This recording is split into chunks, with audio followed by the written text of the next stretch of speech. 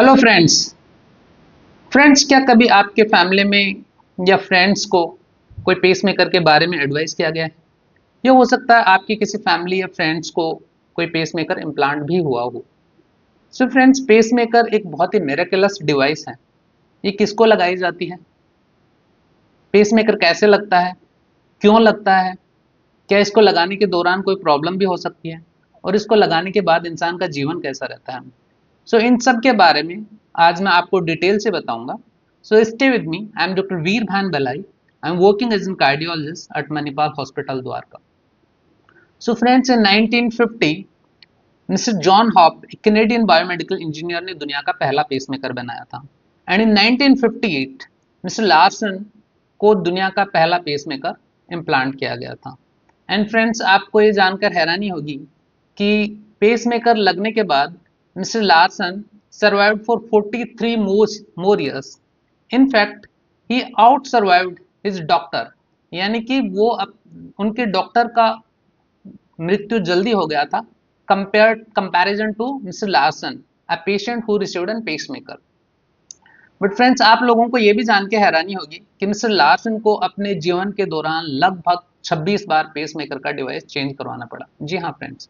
But friends, आपको ना इतना परेशान होने की जरूरत नहीं है, बिकॉज आजकल के जो पेसमेकर होते हैं उनका जो बैटरी होता है that is very long lasting. On an average these pacemaker battery last 10 to 12 years and can even last up to 15 years। Obviously ये यूज वगैरह पे डिपेंड करता है। सो फ्रेंड्स, आपको जान के बड़ी हैरानी होगी कि शुरू में जो पेसमेकर बनाए जाते थे उनका वजन लगभग 45 kg तक होता था, लेकिन आजकल के मॉडर्न पेसमेकर का वेट ऑलमोस्ट 20-30 ग्राम होता है। इनफैक्ट आजकल इवन लीडलेस विदाउट वायर वाले पेसमेकर भी अवेलेबल है, जिनका ऑन एन एवरेज इवन 2 से 3 ग्राम होता है। यानी कि समझो हमारे एक कैप्सूल की तरह ही वो होते हैं। So now coming to the topic friends, की पेसमेकर किसको लगाया जाता है? सो फ्रेंड्स, जिसकी भी हार्ट रेट कम चल रही होती है, मान लो पल्स 40 से कम चल रही है और उसके चलते उनको गिडीनेस, ब्लैकआउट यानी कि फेंटिंग एपिसोड्स वगैरह होते हैं, उसके चलते इंसान को फॉल हो सकता है, हेड इंजरी वगैरह हो सकती है, ऐसे इंसान को अक्सर पेसमेकर एडवाइस किया जाता है। तो हार्ट बीट कम क्यों होती है? जी, हार्ट बीट कम होने की कई वजह हो सकती हैं। जैसे एक्चुअली फ्रेंकली स्पीकिंग, हम सबके हार्ट में गॉड गिफ्टेड पेस मेकर होता है जिसको कि एसए नोड बोलते हैं। But with an advancing age ये एसए नोड डी जनरेट हो सकता है और ऑब्वियसली काम करना स्लो कर सकता है, जिसके चलते हमारी हार्ट की जो पल्स है, हार्ट बीट, वो एक इंसान में कम होने लग जाती है, जैसे 40 से नीचे रहने लगी, जिसके चलते उनको फेंटिंग एपिसोड या गिडीनेस वगैरह रह सकता है। तो ऐसे पेशेंट को अक्सर पेस मेकर की जरूरत पड़ सकती है। इसके अलावा जैसे कि कंप्लीट हार्ट ब्लॉक होता है, वो भी एक एडवांसिंग एज के साथ इंसान को आ सकता है। इवन कई बार कंजेनिटल भी इंसान को कंप्लीट हार्ट ब्लॉक होता है। उसके अलावा कुछ एक मेडिकल कंडीशंस होती हैं जैसे 2:1 एवी ब्लॉक वगैरह, और इन सब के चलते जब इंसान की हार्ट बीट कम रहने लग जाती है और उनको फेंटिंग एपिसोड्स वगैरह होने लग जाते हैं, तो ऐसे पेशेंट्स को अक्सर पेस मेकर के लिए एडवाइस किया जाता है। So now coming to the topic that अगर हम पेस मेकर नहीं लगवाएं तो क्या होगा, ये पेस मेकर क्यों लगाया जाता है? तो देखिए, पेस मेकर एक्चुअली लगाना बहुत ज़रूरी हो जाता है, क्योंकि सपोज हम इन पेशेंट्स को पेस मेकर एडवाइस नहीं करेंगे, या ये सपोज पेस मेकर नहीं इम्प्लांट होएगा इनको, so they can continue to have giddiness, so frequent blackout और फेंटिंग एपिसोड्स, जिससे उनका quality of life obviously poor होएगा, हैम्पर हो जाएगा। इनफैक्ट रिकरेंट फेंटिंग एपिसोड के चलते इंसान गिर सकता है, हेड इंजरी हो सकती है, सपोज ड्राइविंग कर रहे हैं तो एक्सीडेंट हो सकता है, स्विमिंग कर रहे हैं तो ड्राउनिंग वगैरह हो सकती है, एंड ऑब्वियसली जैसे कंप्लीट हार्ट ब्लॉक वगैरह है तो उसमें इवन इंसान के हृदय की गति भी रुकने का डर रहता है। तो इसलिए ऑब्वियसली इस तरह के पेशेंट्स को बेटर होता है पेसमेकर एडवाइस करना, एंड ऑब्वियसली टाइमली इम्प्लांट भी करना होता है। So now coming to the topic that how do you implant the pacemaker? So friends, pacemaker implant करने के लिए obviously कोई भी trained cardiologist can implant an pacemaker। उसके लिए कोई आपको जनरल एनेस्थीसिया, बेहोशी या बड़ा ऑपरेशन की जरूरत नहीं होती। यूजुअली लोकल एनेस्थीसिया में ही किया जाता है।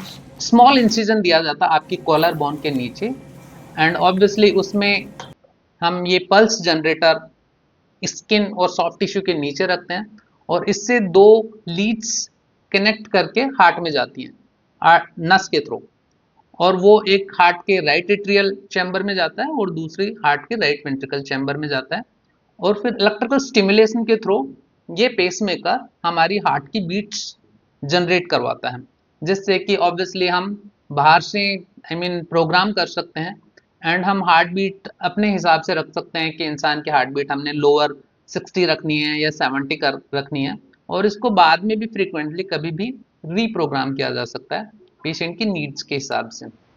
So now coming to the topic friends, कि क्या पेसमेकर लगाने के दौरान कोई कॉम्प्लिकेशंस भी हो सकते हैं। जी हाँ friends, like any other procedure, even pacemaker के दौरान भी कुछ एक कॉम्प्लिकेशंस इश्यू आने का डर रहता है, जैसे कि पेसमेकर पॉकेट का इन्फेक्शन हो गया, ब्लीडिंग है, न्यूमोथोरेक्स है, या लीड डिसलॉजमेंट वगैरह, लीड हिल सकती है अपनी जगह से, इवन कई बार कार्डिक परफोरेशन वगैरह होने का भी डर रहता है।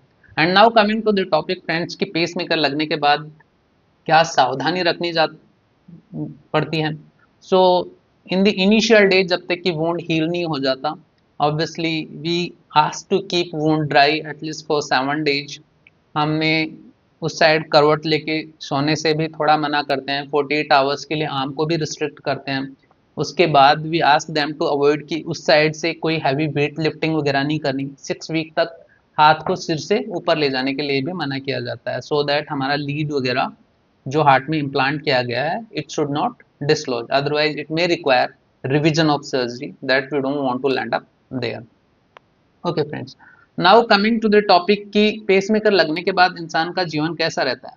सो पेसमेकर लगने के बाद फ्रेंड्स इंसान का जीवन बिल्कुल आपके और मेरी तरह लगभग अच्छा ही होता है। Quality of life is also good. Most of the works they are able to do. Obviously जैसे मैंने बोला कि हैवी वेट लिफ्टिंग वगैरह we ask them to avoid. Same side pocket में पेसमेकर रखने को भी यूजुअली मना किया जाता है। हालांकि आजकल के मॉडर्न इलेक्ट्रोमैग्नेटिक पेसमेकर्स में इतना मैग्नेटिक इंटरफेरेंस का डर नहीं रहता, but still we do advise them to avoid it.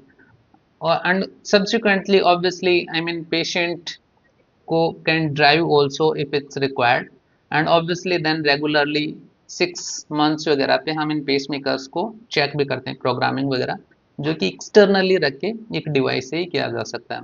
So I think that's all for today friends. So if you like to listen more such tips and tricks about the heart and the health information, then do subscribe me. Okay, thank you so much.